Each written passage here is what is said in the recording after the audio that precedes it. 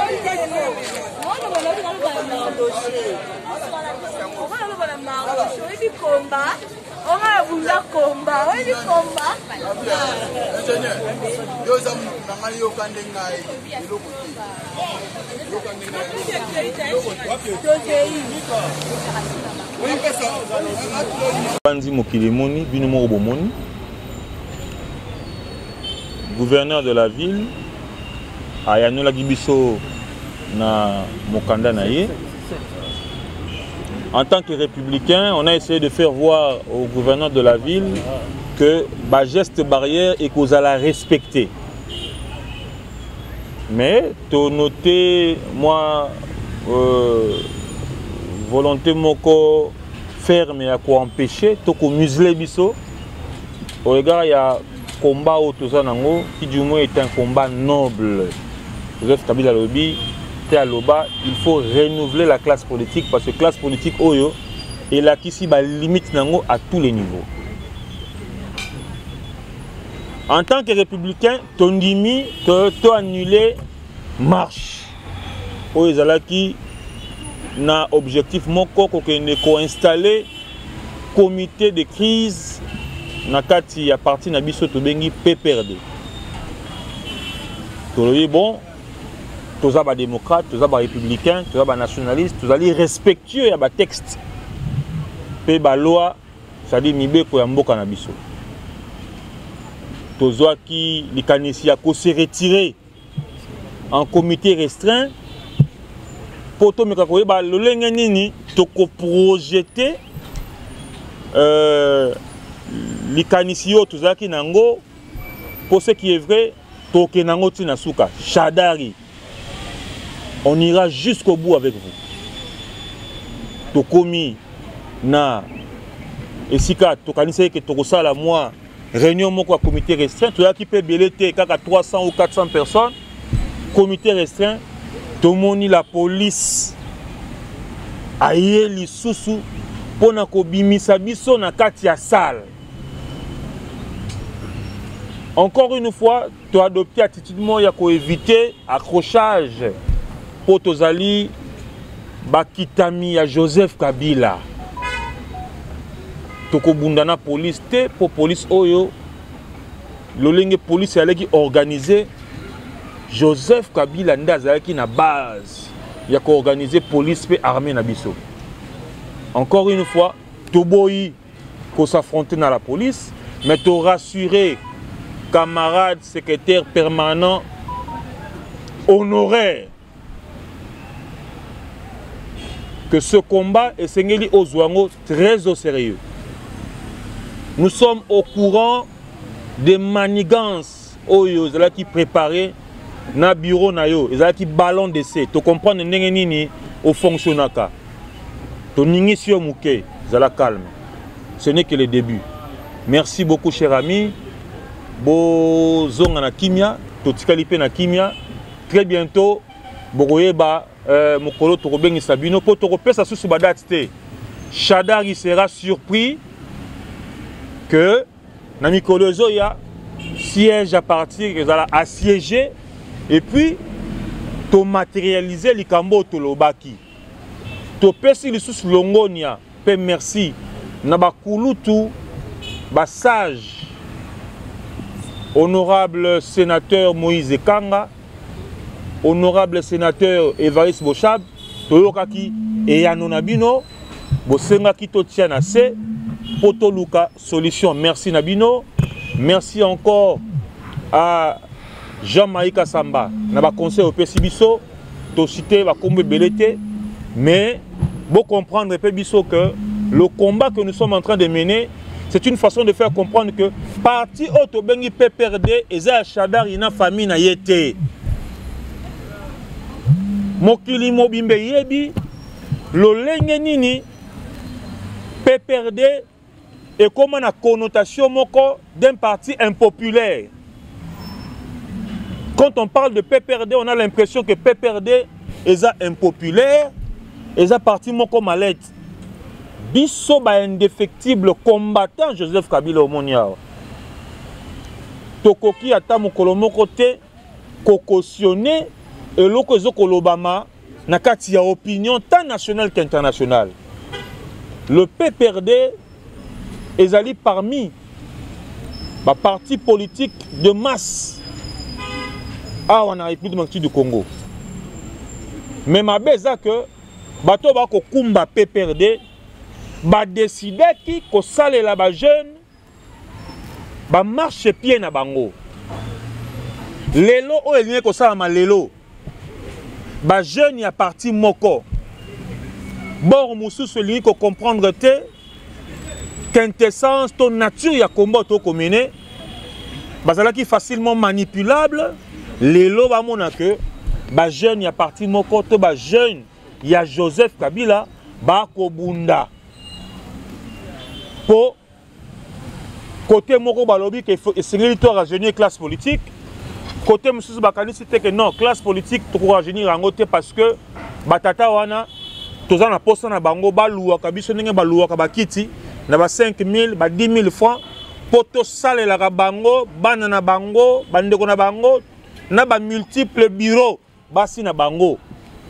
Oyo baza na OGFM, na OCC, na habité ba place Moussou, INSS, DGDA, et biso bilenge boko monawa, à venir et assombri à cause il y a une mauvaise façon, une mauvaise pratique. To sepe la kamine na likambo Joseph Kabila loba atika la kozalata na 15 personnes étaient. Mais à Bakissi, j'ai une jeunesse. C'est cette jeunesse où il y a un changement. Merci encore. Bino bato presse au bondima iko accompagner biso. Ce n'est qu'un début. Maintenant presse comprendre que Chadar ya lengi azobanga. Ces derniers temps, bozo ça ba déclaration ba mouvement tout le monde a dit que bengabino na Fatima apparemment balobi bozo créer des ordres na kati il y a parti na bino PPRD bolé déjà mbongo to boni bokota déjà na union sacrée. Maman, au moni ba campagne so eza ba campagne d'intoxication. Biso to liembongo te mokonzi moko te ou soit kulutu moko te akala aza derrière biso. Ezali démarche moko eza normale. Nous sommes dans la légalité avec toute tranquillité. To sangani na comité na biso il y a 20 personnes. To lobby to salani pour te sauver parti. Alors ça n'a rien à voir na kolia mbongo tout soit ko katisa de l'autre côté. Donc c'est un peu ça eza bentox mais to yebi batu ba la campagne wana eza nango tous en politique, nous sommes des acteurs politiques. On sait ndengedi makamwani le kaka. Ba mekiko na moni liemo batindela yengai balobi monsieur Malumbu tozo yoka ke Moïse Katumbi alinga zwabino pour na grand Katanga biso lobi non, nous on reste derrière Joseph Kabila. Kendo sali na Moïse Katumbi yende soka lingi ko zonga zongi ki ba dignitaire mosusu ya FCC ba kondio bazana liko FCC bango nde mutu bazali ko soutenir bien na ndambo bazana kati ya PPRD. Non, même pas. Biso to lancer mouvement ezalaki neti ba blague ndeko Jimmy azu initiative a contacter nga a contacter baninga mususu abitala lisolo nazana ngo eza tel mais eloko yo ba jeune presque nyonso ya PPRD wana Borotuna banda na président ya ligue oya uti kolongwa ti na ba département ya ba ya nini ya ba secteur na ba département nyonso ya ba district ba royebisa bino que non tout le monde est frustré. Ça fait 4 ans oyo l'actuel secrétaire permanent aza en fonction mais ti lelo bah jeune bazo se retrouver vraiment té. Alors frustration wana et ça la sorte que batu baroga ko s'exprimer té ba oyo bazo banga bazo soutenir biso na musika certes mais biso to lobby on va plus reculer toza pona ko revendiquer ba nini na biso ba droit na biso eza légitime. Droit ngo bozela eka ka ba suspendre président de la Ligue des jeunes de bo revendiquer. Pourquoi ne pas attendre suspension en ici la bolingo sa bras de fer na comité aux mis en place par Yemoro nommé par Yemoro Joseph Kabila. Non maman. Association nyonso ou soit lingomba nyonso ya politique ezalaka toujours na nani moko. Ezalaka toujours maman ezalaka toujours na mokonzi moko akumbela makambo yango. Alors biso to désavouer le président national qui est Joseph Kabila. Mais ba structure to ba konzi mususu oyo arnini PPRD ezo dirige menango ezo tambola bien te. Bino mo bokyo mona te na 1 mois. va déstabiliser biso boye. Tozalaki une institution Parlement Assemblée nationale, une institution primature. Na nini kuna papa Alexis Tambwe Mwambazali, certes na FCC, mais na PPRDT, mais PPRD nous avions en tout cas tout contrôler ce institution en etibatu ba kwei.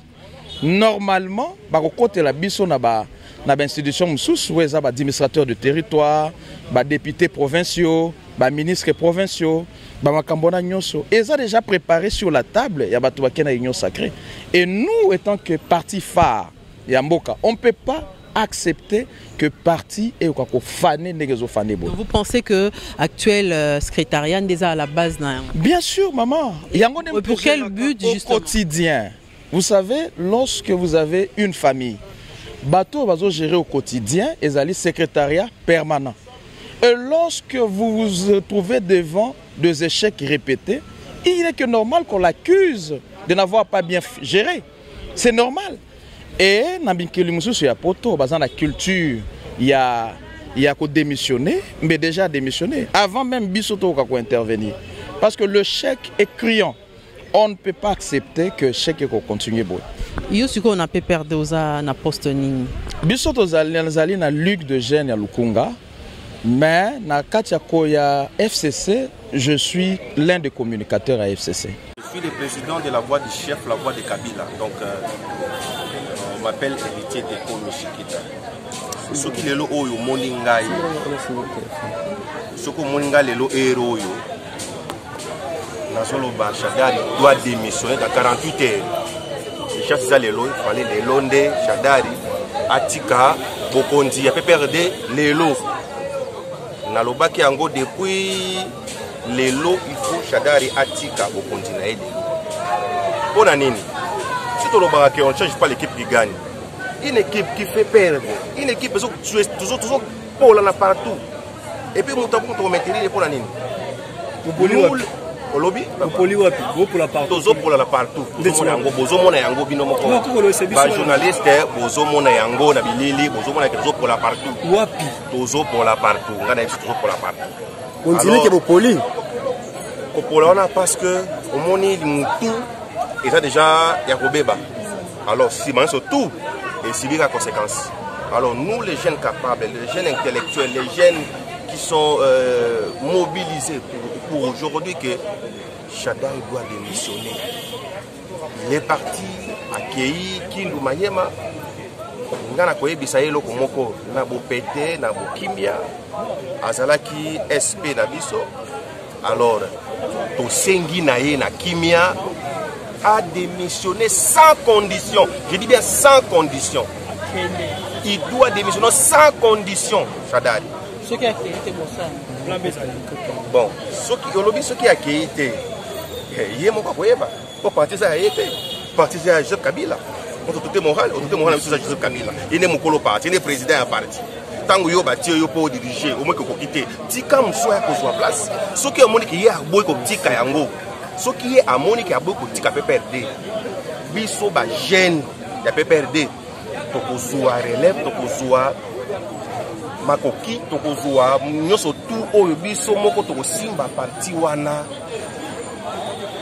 Na bina makasi te mais na lolenge ningi kokende sinon ba critère sinon ba norme ya parti tokosimba parti na biso koza parti na biso oyo touti nango musika touti to bundi nango depuis 2006 tutambo nango tilelo oyo tokomi kopola na bibi tokomi kopola alors tokomi kopola alors so tokomi ke gardien na poto au chef ça nzo abi ça ni nzo tika wana tokotika ete donc il faut tika PPRD mutana ye ekoki asalaki déjà tana ye o asalaki ekoki ekomi tango siko ke atika PPRD ngai entité komi le président de la voix du chef la voix de Kabila j'ai dit à Shadari de démissionner. Dès qu'il rentre de Kindu à Kinshasa, il doit démissionner sans condition. Je dis bien sans condition. Parce que ce n'est pas lui, Yende, mais ma pépereti, Nasuka, Toenda Banaki Angote, pour la source Angote. Alors, Bisson, ils sont tous capables, il y a qu'au Simba parti na Bisson. Il y a qu'au Memango, na niveau Oyo, Kabila, Atinga, Abaki Ezala.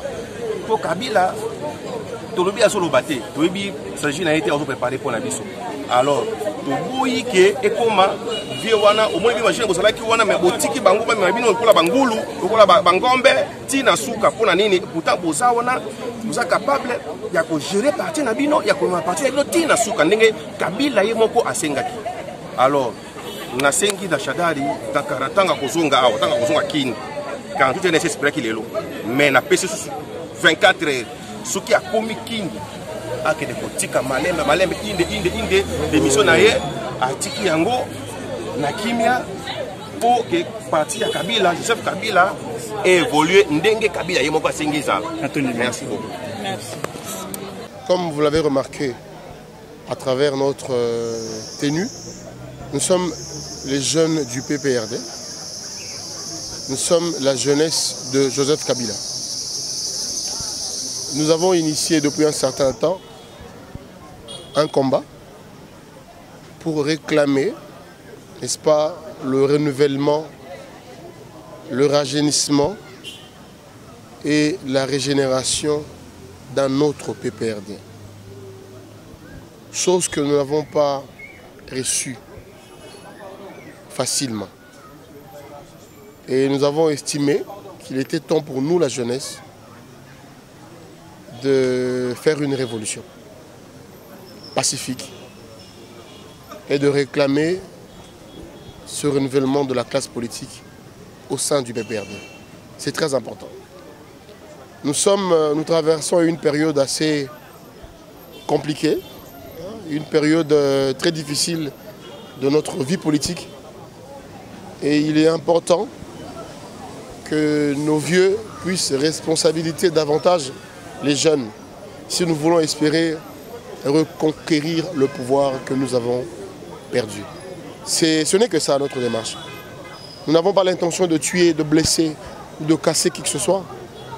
Nous voulons tout simplement que notre camarade secrétaire permanent Emmanuel Ramazani Shadari puisse démissionner de ce poste-là de secrétaire permanent avant le congrès, afin que nous puissions avoir un comité de crise qui va très rapidement mettre en place le congrès où nous allons élire nos dirigeants pour embrasser les échéances électorales.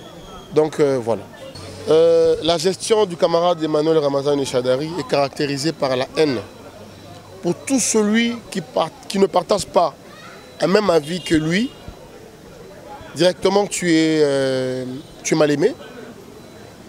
La rancune, lorsque tu oses dire non à tout ce qu'il entreprend, et là où il faut dire non, lorsque tu dis non, directement tu es dans le viseur de Shadari.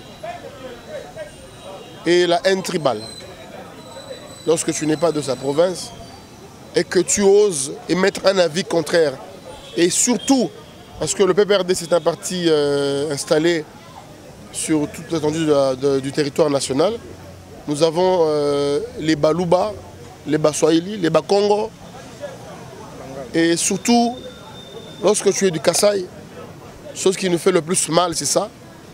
Lorsque tu émets un avis contraire à notre camarade Shadari, directement, tu dois, notre secrétaire permanent, directement, tu dois tomber. Tu dois tomber. Il va utiliser toutes les armes possibles pour t'éliminer politiquement. Et nous autres jeunes qui venons d'embrasser la carrière politique, ce n'est pas un bon exemple. Et c'est pourquoi nous demandons au président national de notre parti, le camarade Joseph Kabila Kabange, de nous venir en aide. De venir en aide à cette jeunesse. Nous voulons tout simplement reprendre le combat, mais pas avec le commandant que nous avons, pas avec le secrétaire permanent actuel. Nous voulons reprendre le pouvoir, mais pas avec lui. Pas avec lui. Il nous a causé assez de tort. Nous ne voulons plus encore une démarche qui sera piétinée si nous osons maintenant nous référer aux structures statutaires du parti, si nous osons suivre le schéma des revendications, nous n'aurons rien. Parce qu'à tous les niveaux, il va museler tout celui qui osent partager ce combat. Une révolution, ça ne demande pas la permission. Une révolution, c'est un état d'esprit de celui ou de ceux qui veulent le changement. Et nous voulons le changement. Nous sommes ni de près ni de loin en contact avec le camarade Serge Kadima. En tout cas, soyez rassurés, parce que les gens, il y a des bouches qui oseraient dire que c'est lui qui nous manipule. Moi, à mon âge, à mon niveau, je ne peux pas être manipulé par le camarade Serge Kadima. C'est un combat, je suis conséquent, et ça vient de mon cœur. Et je dis que je ne veux plus, je veux le changement. Je ne veux plus continuer dans cette anarchie, dans cette dictature dans un parti politique. Ça ne peut pas avoir lieu. Le PPRD signifie Parti du peuple pour la reconstruction et la démocratie. Nous devons avoir un esprit démocratique si nous voulons reprocher aux autres de la dictature. C'est ça le plus important. Et nous voulons avoir un dirigeant du PPRD qui est démocrate, qui écoute les autres et qui est à l'écoute des autres et qui est facilement reprochable. S'il reçoit des reproches, il peut se dire voilà, ces jeunes ont-ils raison? Bon voilà, je les invite, nous allons discuter. Ce n'est pas par la représailles, ce n'est pas en envoyant des sportifs nous menacer, ce n'est pas en envoyant des policiers nous disperser que nous allons arrêter. Hein? C'est un état d'esprit, nous avons dit non. Il n'y a personne qui est derrière nous, et je le répète encore, je regarde la caméra. Nous n'avons reçu aucun franc. Ce qui leur pousse à dire, c'est ils sont étonnés de constater qu'aujourd'hui les jeunes du PPRD se réveillent. Ce n'est que normal, ils vont se dire que non, ils sont derrière l'argent parce qu'ils nous ont habitués comme ça. Ils nous ont habitués à nous donner de l'argent pour que nous puissions parler. Aujourd'hui, nous allons prendre l'argent de personne et nous irons jusqu'au bout. Continuer à nous disperser, à envoyer des sportifs nous tabasser, mais un état d'esprit reste un état d'esprit. La révolution reste une révolution. Merci beaucoup.